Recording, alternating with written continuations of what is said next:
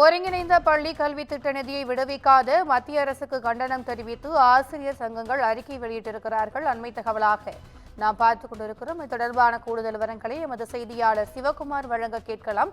வணக்கம் சிவகுமார், ஆசிரியர் சங்கத்தினுடைய இந்த அறிக்கை குறித்தான கூடுதல் விவரங்கள். வணக்கம்.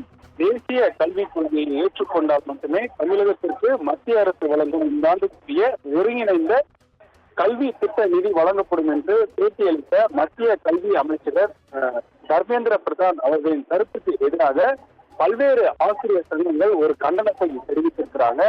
அந்த வகையில அமைச்சர் தர்மேந்திர பிரதான் தெரிவித்த அந்த கருத்துக்கு பல்வேறு கிட்டத்தட்ட ஒரு 45க்கும் மேற்பட்ட ஆசிரியர் சங்கங்கள் கண்டனத்தை தெரிவிக்கக்கூடிய நிலையில அதுல குறிப்பா நிதிநிலை பதவி மூப்பு ஆசிரியர் சங்கம், ஜியோ ஆசிரியர் சங்கம் உள்ளிட்ட பல்வேறு ஆசிரியர் சங்கங்கள் இதனை எதிர்த்து தற்போது ஒரு கண்டன அறிக்கையை வெளியிட்டிருக்கிறாங்க. இருமொழி கொள்கையை பின்பற்றி இன்றைக்கு தேசத்தில் அனைத்து துறைகளிலும் சிறப்பாகவும் பொருளாதாரத்தில் 2வது மாநிலமாக மாறியிருப்பது இதற்கு முன் நடைபெற்ற ஒரு உதாரணமாக திகழ்கிறது. நிதி விடுவிக்க தொடர்ந்து காலதாமதப்படுத்தினால் ஆசிரியர்கள் மட்டுமல்ல, புதிய கல்விக் கொள்கையில் இருக்கும் பிற இடர்பாடுகளையும் எடுத்துரைத்து பெற்றோர்களையும் இணைத்து போராட வேண்டிய சூழலும் ஏற்பட்டிருப்பதாகவும் ஆசிரியர்கள் தரப்பில் தெரிவிக்கப்பட்டிருக்கிறது.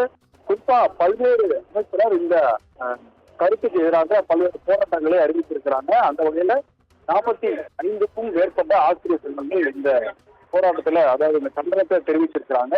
ஒன்றிய அரசு கல்வி திட்ட நிதியை தமிழ்நாட்டிற்கு வழங்காதது தமிழ்நாட்டின் கல்வி நலனுக்கு எதிரானது என்றும் தமிழ்நாடு அரசு ஆரம்ப பள்ளி ஆசிரியர் கூட்டமைப்பும் ஒரு கண்டனத்தை தெரிவித்திருக்கிறது.